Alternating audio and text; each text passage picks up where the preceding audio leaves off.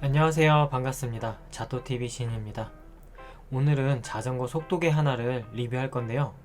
어떤 제품인지 벌써 눈치채셨나요? 네, 맞습니다. 바로 브라이튼 860입니다. 브라이튼 라이더 860은 GPS 기반의 속도계인데요. 이번에 내비게이션 기능을 탑재하여 새롭게 출시된 제품입니다. 그럼 리뷰에 앞서 어떤 구성품들로 이루어져 있는지 한번 여러분들과 살펴보도록 하겠습니다. 자, 구성품에는 당연히 속도계 본체와 그리고 요즘 바퀴와 크랭크암에 직접 장착할 수 있는 케이던스 센서와 스피드 센서가 있고요. 그리고 가슴에 벨트형으로 장착하는 심박 센서가 있습니다. 또한 스템에 장착할 수 있는 전용 마운트와 저는 이 전용 마운트를 하나 잃어버렸는데요. 여기저기서 돌아다니면서 사용하다가 지금 어디 있는지 모르겠는데 이미지로 하나 보여드릴게요. 브라이튼의 전용 마운트입니다.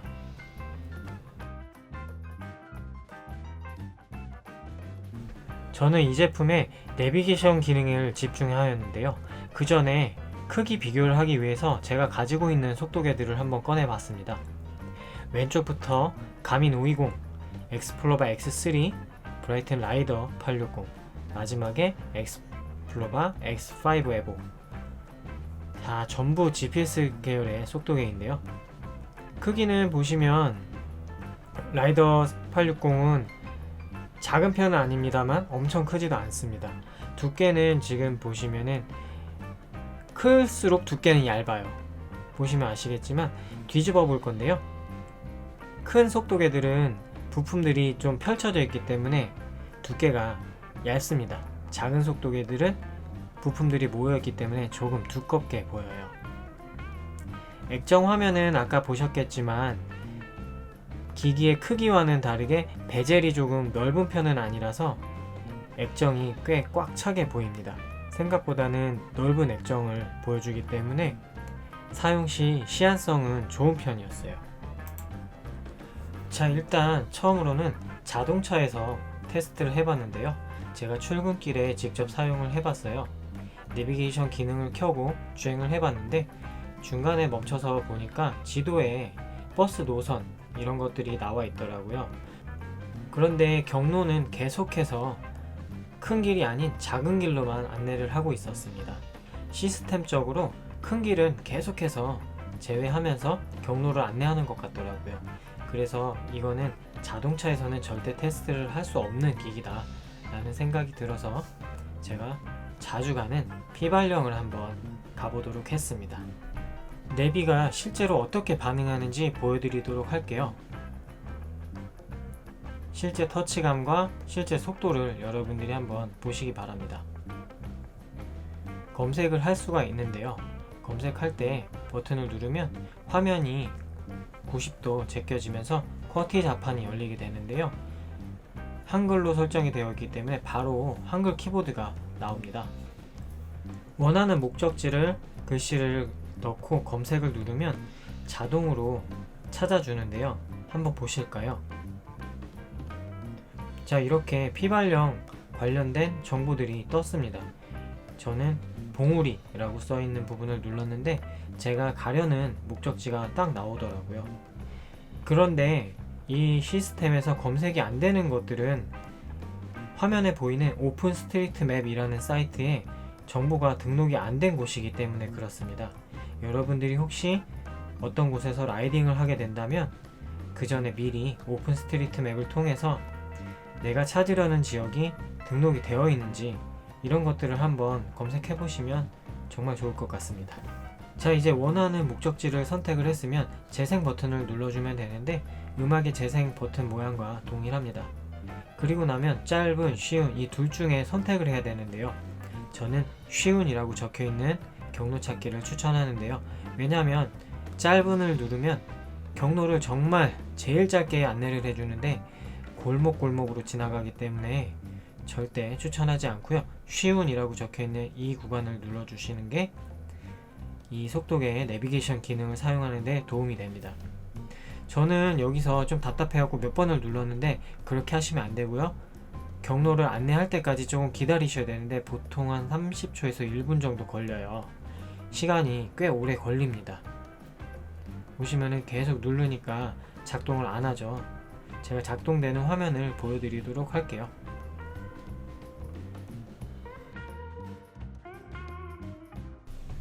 자, 이제 경로가 나왔는데 제가 가려고 했던 그 경로와 거의 비슷합니다. 화면이 굉장히 축소가 되어 있어서 정확치는 않다고 생각이 되지만 일단 라이딩하기 앞서서 경로를 대충 확인해 봤는데요. 거의 정확했습니다. 그리고 나서 라이딩 할 때 실제로 자전거에 달고서 계속해서 제가 생각했던 경로와 비교를 해봤어요. 물론 제가 잘 알고 있는 경로이기 때문에 쉽게 비교를 해볼 수 있었는데 출발부터 크게 엇나가지 않는 느낌이었습니다. 만약에 모르는 길에서라면 굉장히 많은 도움이 될 것 같고요. 그리고 페이지를 넘겨보면 우리가 앞에 가야 할 코스들이 어떤 고도를 가지고 있는지도 바로 확인을 할 수 있더라고요. 그런 부분들이 굉장히 편리한 부분이었던 것 같고요. 그러면 실제 사용은 어떻게 되었는지 한번 여러분들께 보여드리도록 하겠습니다.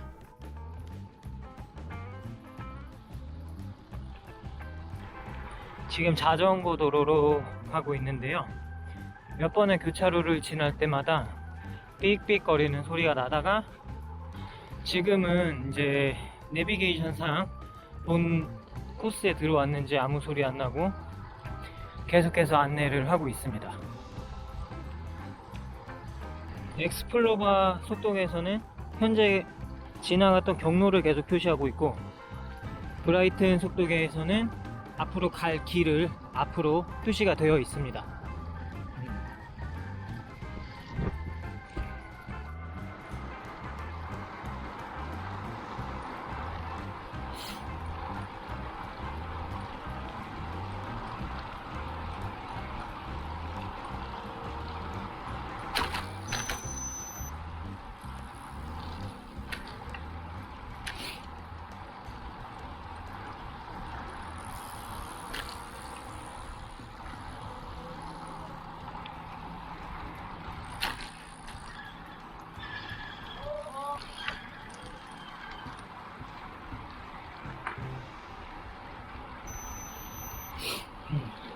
교차로 전에 삑 소리가 나면서 경로를 다시 한번 알려주고 그리고 이렇게 경로를 그냥 지나쳤을 때 약간 딜레이가 있는데 다시 재탐색을 하면서 가는 방향을 길을 계속 안내를 해줍니다. 자동차 내비게이션 기능과 동일합니다.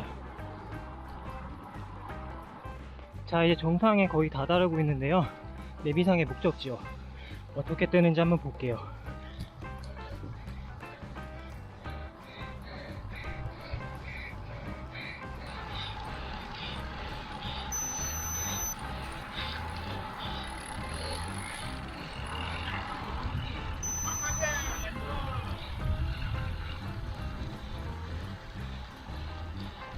도착이라고 한글로 뜹니다. 이게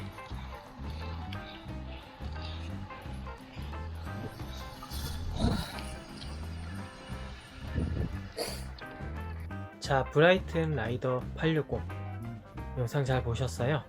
이 제품도 장단점이 물론 있습니다. 자, 보시면은 조작 방법 어떤 게 떠오르시죠? 바로 핸드폰인데요. 핸드폰의 조작 방식과 비슷하다. 바로 핸드폰에 많이 사용되는 안드로이드 시스템이 이 속도계에도 탑재가 되어 있습니다. 바로 운영체제를 안드로이드로 사용을 한다는 것인데요. 바로 이렇게 화면이 풀 컬러로 나오고요. 그리고 내비게이션 기능들을 원활하게 작동하기 위해서 안드로이드 시스템을 사용한 것 같아요. 사용을 해보니까 내비게이션 기능은 정말 좋습니다. 자전거 전용으로 사용할 수 있도록 여러가지 기능들이 들어있는데 기본적으로 큰 도로를 계속해서 회피하면서 지나갈 수 있게 되어 있고요. 그리고 비교적 빠른 시간 내에 경로를 이탈했을 때 재탐색해주는 기능들, 그리고 교차로가 나오기 전에 미리 비품을 울리면서 알려주는 방법들, 만약에 자동차용이었다면 잠시 후 우회전입니다. 이런 식으로 안내를 했겠지만 여기서는 간단하게 삑 하면서 비품으로 다음 경로가 바뀌는 점이 있음을 알려주는 그런 기능들이 있더라고요.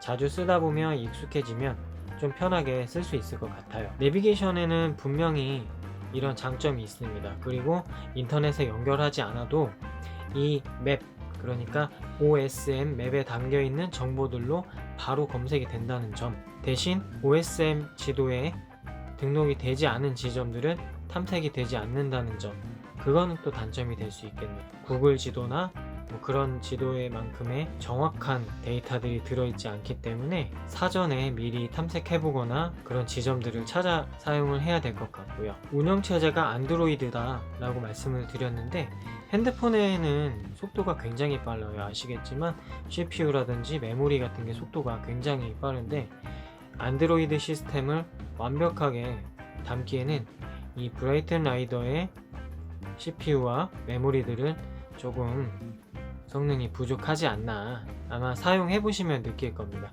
조금 내비게이션 작동할 때 보시면 아시겠지만 좀 기다리는 시간이 좀 필요합니다. CPU의 속도가 조금 빠르진 않는다는 점, 아마 리눅스 계열의 시스템을 올렸다면 좀 속도가 빨라졌을 것 같은데 그 부분은 좀 아쉽고요.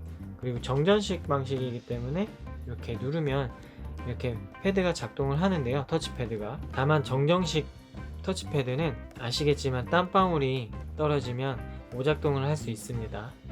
이거는 이 속도계 뿐만 아니라 다른 속도계도 같은 터치패드를 사용하는 속도계들은 그런 단점을 모두 가지고 있어요. 그 외에는 거의 다른 속도계들과 비슷한 기능들을 가지고 있습니다.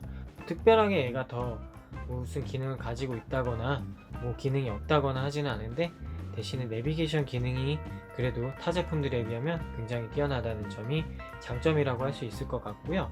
배터리 지속 시간이 매우 길다는 점은 장거리 라이딩, 그러니까 랜더너스라든지 이런 것들을 하시는 분들께는 브라이튼 속도계가 도움이 되실 것 같은데 장거리 다니시는 분들은 어차피 보조 배터리를 가지고 다니니까 배터리에 좀 크고 작음에는 크게 염려 안 하셔도 될 것 같고, 제가 이거 사용하다가 실수를 했던 점이 있는데요. 라이딩 끝나고 전원 버튼을 저장 버튼인 줄 알고 눌렀더니 핸드폰 꺼지듯이 꺼지더라고요. 그래서 아뿔싸 하고서 다시 켰는데 데이터가 싹 날아가더라고요. 그 부분은 조금 아쉬웠습니다. 물론 제 실수이긴 하지만 그다음에 조작을 잘 하셔야 되고요. 나머지 버튼들은 그래도 누르는 감들은 굉장히 부드럽습니다. 그리고 터치패드도 눌러보면은 나쁘지는 않은데 속도가 조금 느리다고 말씀드렸잖아요. 그러니까 반응 속도들은 조금 느리기는 합니다. 바로바로 탁탁 바뀌지는 않아요. 그렇죠? 근데 적응되면 사용할 만한 속도인 것 같습니다. 속도계 자체에 핸드폰만큼의 그런 반응 속도를 기대하는 게 조금 잘못됐나 싶기도 하지만 요즘 핸드폰 가격들 생각해보면 보급형으로 나오는 핸드폰들도 얘보단 빠르거든요, 사실. 자전거 속도계들이 좀 핸드폰처럼 막 엄청난 숫자로 만들어지는 기기들이 아니다 보니까 좀 약간 우리들 자덕들한테 좀 눈팅이 씌우는 게 있는 것 같아. 이것뿐만 아니라 다른 모든 자전거 속도계들이. 저는 일단은 내비게이션 기능에는 합격점을 주고 싶고요.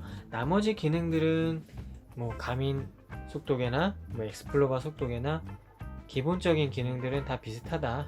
그리고 언어를 다양하게 지원하는데 요즘 나오는 대부분의 정식 수입품들은 모두 한글화가 되어 있기 때문에 저도 이제 속도계를 사용하다 보면 결국에는 언어를 영어로 바꾸거든요. 왜냐면 파워미터 메뉴라든지 이런 부분들이 한글화가 제대로 이루어지지 않은 부분들이 상당히 많아요. 내가 사용했던 메뉴들을 한글로 다시 찾으려면은 못 찾는 경우가 많아요. 그래서 다시 아예 기기 자체를 영어로 다시 바꾸거나 하는 일들이 많이 있습니다.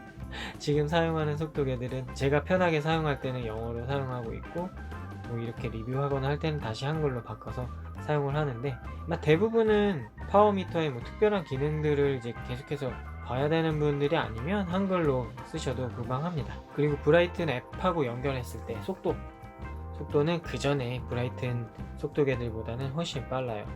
그리고 기기 자체에 와이파이가 잡히기 때문에요.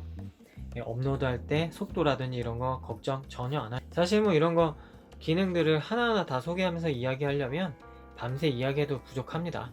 여기까지 하도록 하고요. 더 궁금한 거 있다면 자유롭게 댓글 남겨주시면 제가 시간 나는 대로 댓글 남길 수 있으면 남겨드리도록 하겠습니다. 오늘 여기까지 할게요. 편집하느라고 시간이 꽤 오래 걸릴 것 같네요. 그럼 안녕.